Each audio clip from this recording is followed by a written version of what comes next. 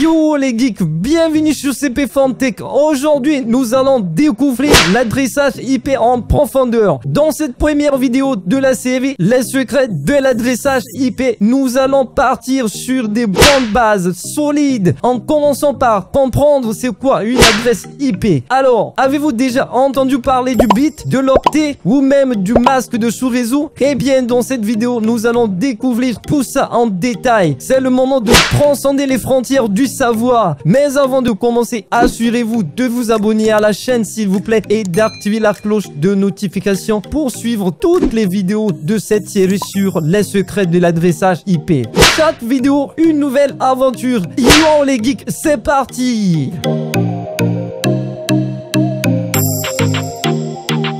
Alors, donc, premièrement, pour commencer, comme je viens de le dire, cette série de vidéos est consacrée à l'adressage IP. Nous allons expliquer en détail ce que c'est l'adressage IP. Premièrement, nous allons commencer par définir une adresse IP. Eh bien, comme vous pouvez le voir ici, juste sur l'écran, on dit qu'une adresse IP, donc IP qui signifie Internet Protocol, est une suite unique de chiffres attribués à chaque appareil connecté à un réseau informatique qui utilise le protocole Internet. Donc Internet Protocol, cette adresse permet d'identifier de manière unique et de localiser un appareil sur le réseau. Donc on peut dire c'est comme une sorte de carte d'identité. Donc par exemple ça c'est, je sais pas, c'est une voilà. Donc par exemple ça c'est une personne. Eh bien une personne ou un être humain a une carte d'identité. C'est ce qui va vous permettre de pouvoir vous identifier par rapport à d'autres personnes. Eh bien c'est pareil pour les machines. Les machines ont une carte réseau et sur cette carte réseau, donc par exemple ici j'ai un ordinateur, sur sa carte réseau nous allons donc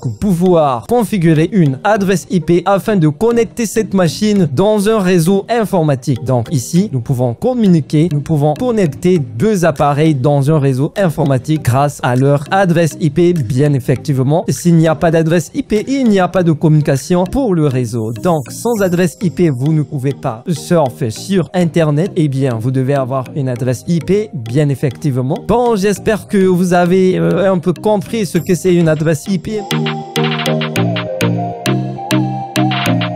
Alors voilà, donc les types d'adresses IP, il existe deux versions principales d'IP utilisées aujourd'hui. Nous avons l'IPv4, donc qui est Internet Protocol version 4, et l'IPv6 qui est Internet Protocol version 6. Donc l'IPv4 utilise des adresses de 32 bits. Nous allons voir ce que c'est un bit, bien effectivement. Donc restez bien connectés. Et utilise une notation décimale. Donc les adresses IPv4 sont en décimale. Adresse IPv4, elles sont en décimale. Ok. Donc ici nous avons 32 bits.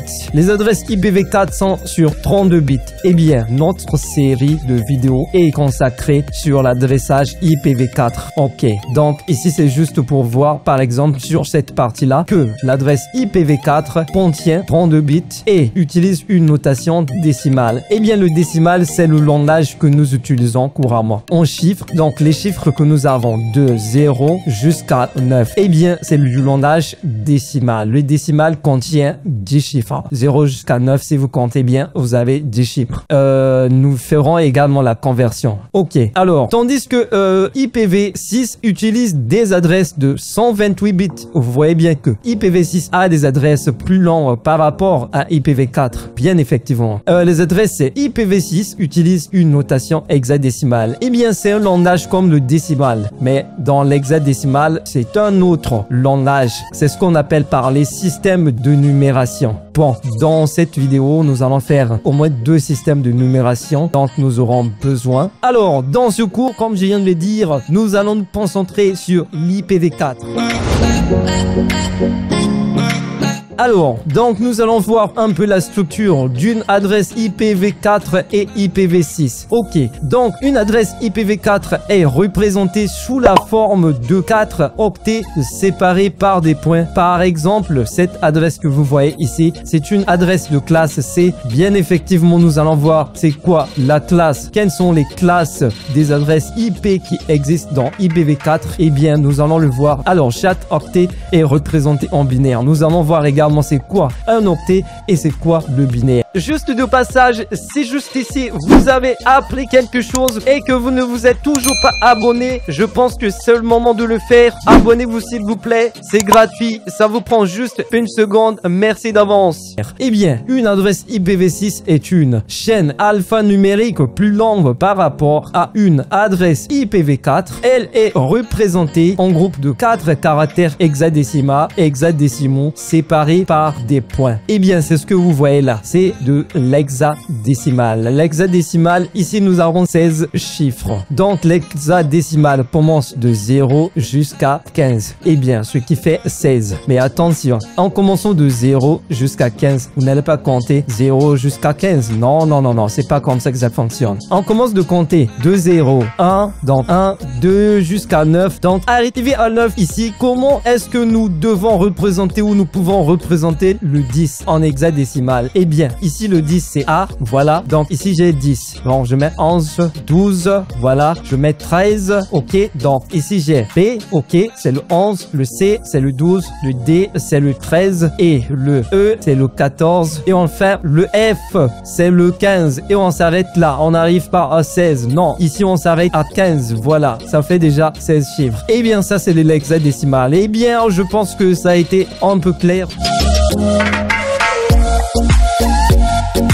Eh bien, le bit, c'est quoi le bit? Précédemment, j'ai parlé du bit. Un bit est la plus petite unité de données dans le système binaire qui est la base du langage informatique. Un bit peut avoir deux valeurs distinctes, 0 ou 1. Eh bien, l'ordinateur ne comprend pas tout ce que vous écrivez sur l'écran. Vous écrivez « Bonjour, je veux rechercher ceci, machin ». Non, il ne comprend pas tout ça. L'ordinateur comprend le langage binaire. Eh bien, il comprend les bits. Tout ce que vous écrivez sur l'écran, lui, il va le convertir donc en langage binaire. Il va le convertir en des 1 et des 0. Donc, c'est ça le langage binaire. Il ne contient que de 1 et des 0, c'est tout. Et c'est tout ce qu'il comprend l'ordinateur. Le langage binaire, oui, il va convertir son langage binaire. Et c'est un langage qui est utilisé dans l'électronique, informatique. Par exemple, si vous avez un circuit électrique, voilà, donc ici, vous avez un circuit électrique, d'accord? Ok. Quand l'interrupteur est à 0, c'est-à-dire l'interrupteur est ouvert, le courant ne passe pas. Si l'interrupteur est 1, donc c'est par exemple ici là où j'ai mis 0, si j'ai maintenant 1, ça veut dire que le courant passe. On est bien d'accord. Et bien dans le binaire, c'est ça. Ici, qu'est-ce que vous